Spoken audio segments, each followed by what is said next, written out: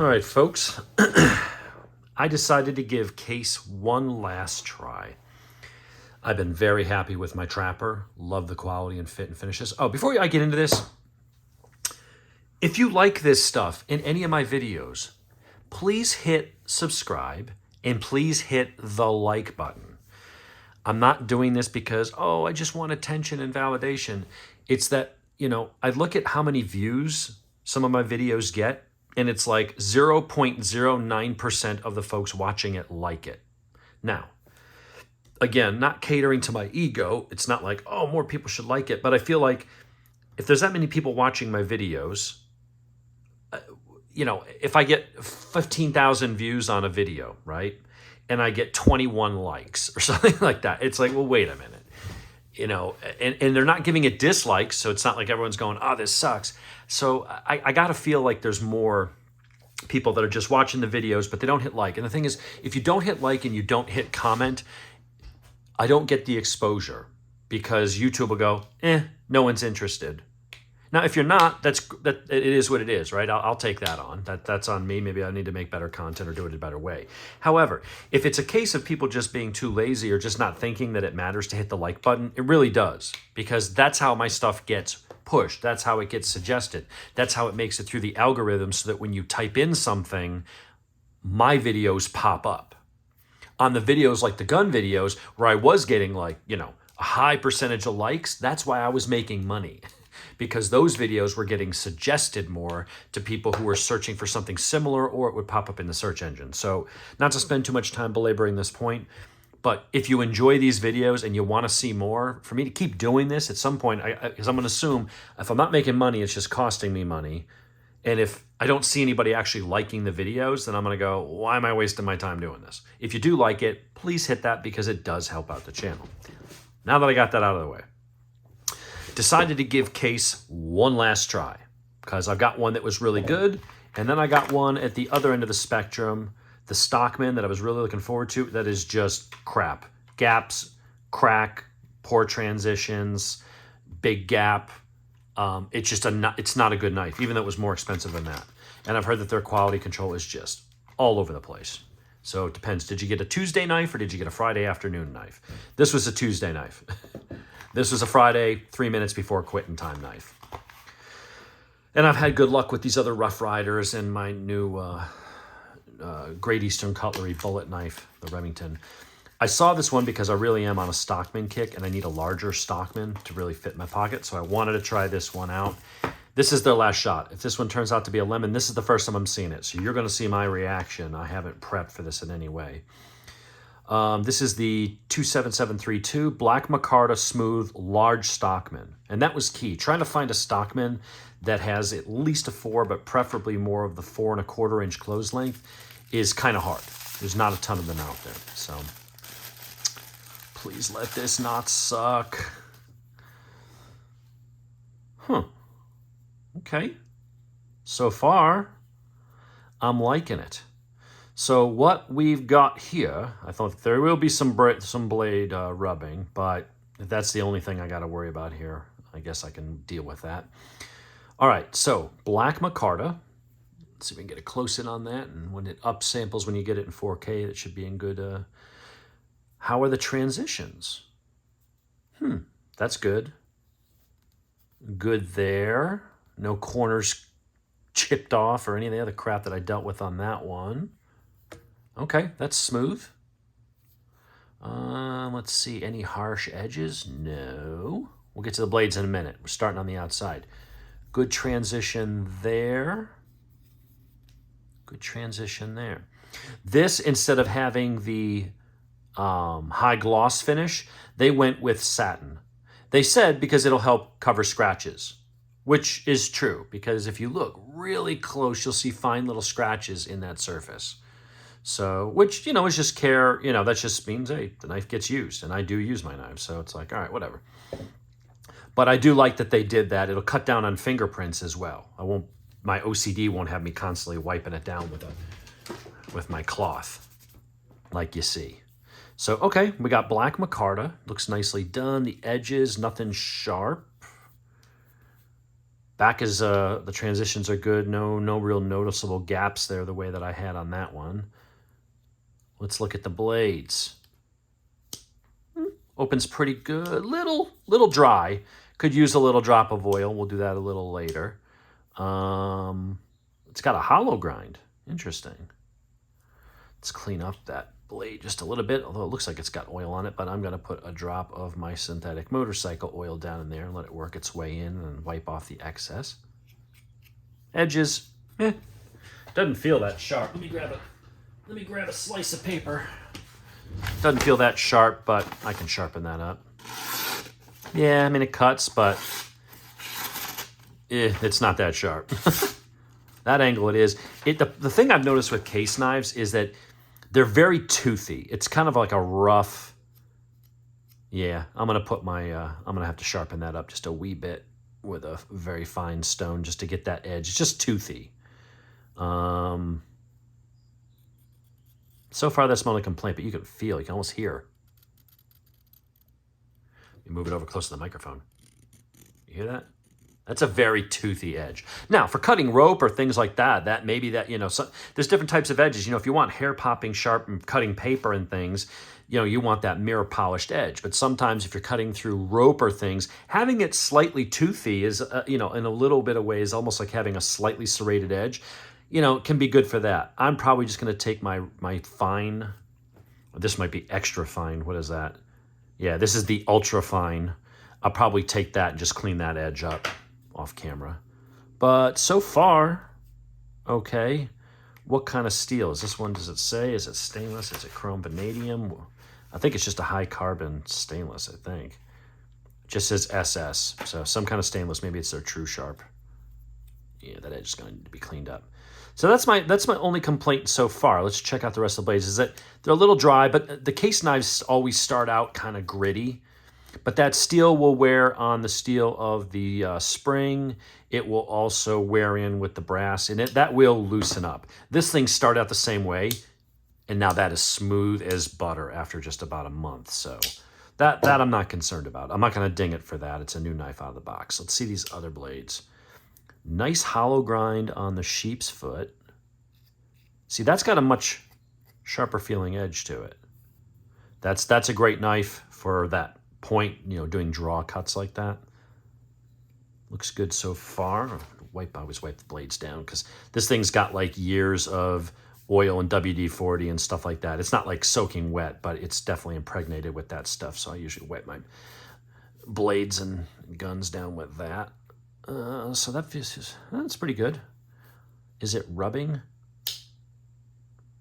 Almost see a gap in there. So maybe it will, maybe it won't.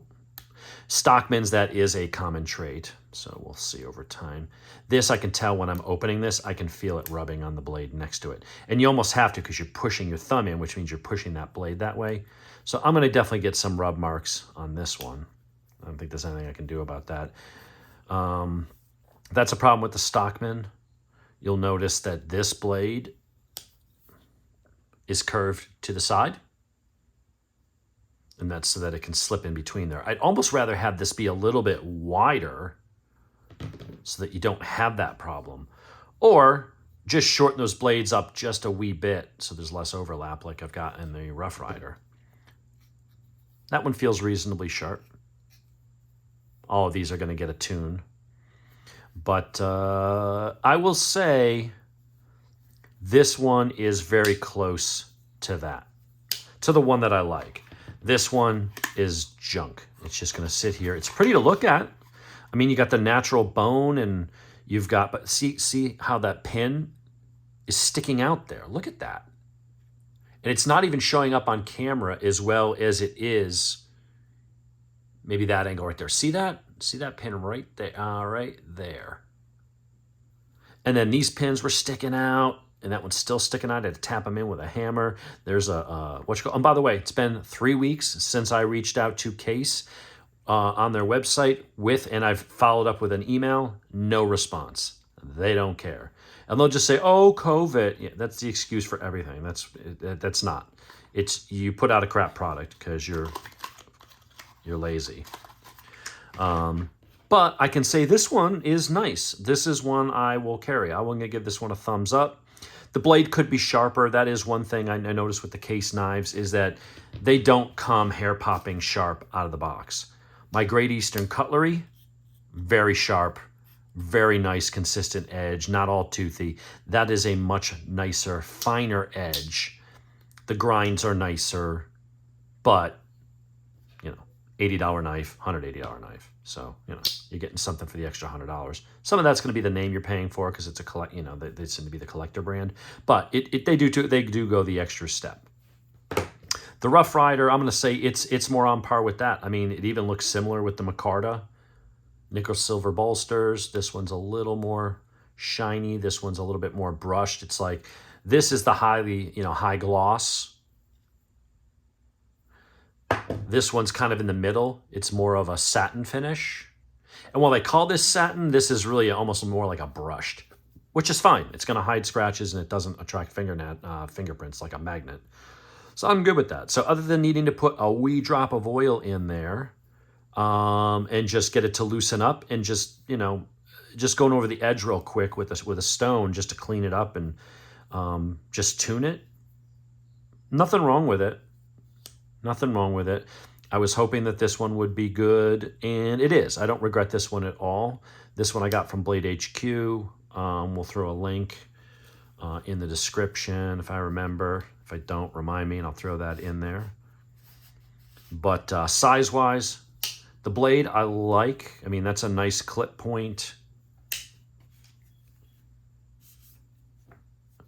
Yeah, that fits the hand nice. Comparing it to, let's get out the Rough Rider Reserve. The Rough Rider Reserve is a little wider, just a little bit, not terribly. I don't mind that. I find that it has less chances of blades rubbing because they're not so jammed so close together. So I prefer it just a little bit wider, but it is almost identical in size. You're looking at pretty much an identical knife. I'd say that the case looks a little nicer because that blade isn't hooked down quite as much of an angle.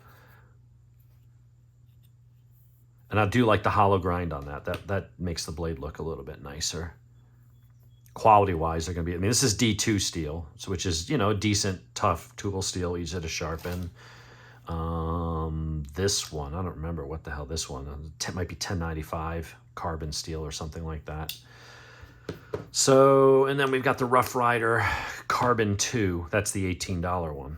So, yeah, I'm not much to say. It's a Stockman. You've seen a gazillion of my reviews lately on Stockmans. This will probably be the last one I'll buy. Maybe I'll get a Boker at some point. I do like the way it's shaped. I think it's very clean. This, as far as quality goes, it seems to be on par with my Trapper. The Trapper is excellent. I've had no complaints with this. Little dry, little gritty when I first got it, but it worked itself in nice. This will do the same. It's just a matter of me putting a drop of oil in there and then just working it back and forth for 5 minutes to take any burrs off any machining that, that was done on there, any little burrs, rough spots. Those two metal surfaces will polish themselves together. And this will be a nice little knife. Micarta's pretty much impervious to, solvents and oil and water and stuff like that. So it doesn't crack real easy. Micarta is a good handle material for knives. It shapes nice and it's really good. It looks sharp. It's kind of classic. I like that it's not a deep black like that. It's a little lighter, so you can see a little bit of the grain there. And it looks nice with the brushed nickel silver bolsters. When you scratch it or you nick it because you threw it in your pocket with your car keys or something, it's not going to show up as much as this.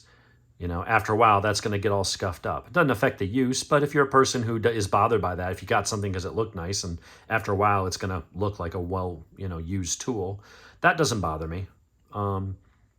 If I was paying like $1,000 for a knife or something, that would bother me to have it look like crap. But these are tools meant to be used. None of these are going to be, just sitting in the drawer. I don't have knives for collecting purposes. I carry them. I rotate between different knives. I get up in the morning and it's like, when you would go to the office and you had to wear suits and stuff and you're like, oh, what tie do I want to wear? Do I want my power tie? Do I going to go without the tie? I'm kind of the same way. I'm like, there's usually a couple guns I'll pick from that I'll carry depending on how I'm going to dress and where I'm going. If I'm going downtown, I'll bring a little more firepower. If I'm just going to the mall, I'll throw a 380 in my pocket or something. I'm the same way with knives. I'm like, oh, today I'll go with an OTF, or today I'll go with something more classic, or whatever. But this is the case, and again, there's the model number.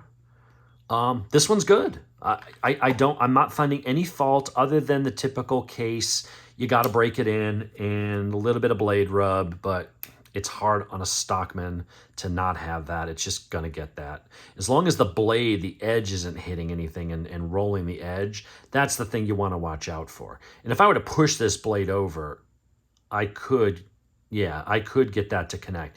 That's probably the only thing. So, if I'm using the spay blade, which honestly is probably the blade I'll use least, you just want to make sure you don't drop, you're not pushing it closed and pushing it into the edge next to it. But other than a couple nicks here and there's a couple little nicks. I don't know if that's showing up. It's not perfect. It's not. It's probably just a tiny, if you were strictly looking at fit and finish and how well it was polished and just cleaned up, this case is going to be a little bit better, but functionally, I don't think we're going to see any difference between the two. Here, it's got two blades side by side, so you don't have to worry about the rubbing. They're perfectly centered, and there's no way for them to rub on each other. There's actually a brass liner in between. But with the Stockman, that is an inherent kind of design flaw, if you will, is that you've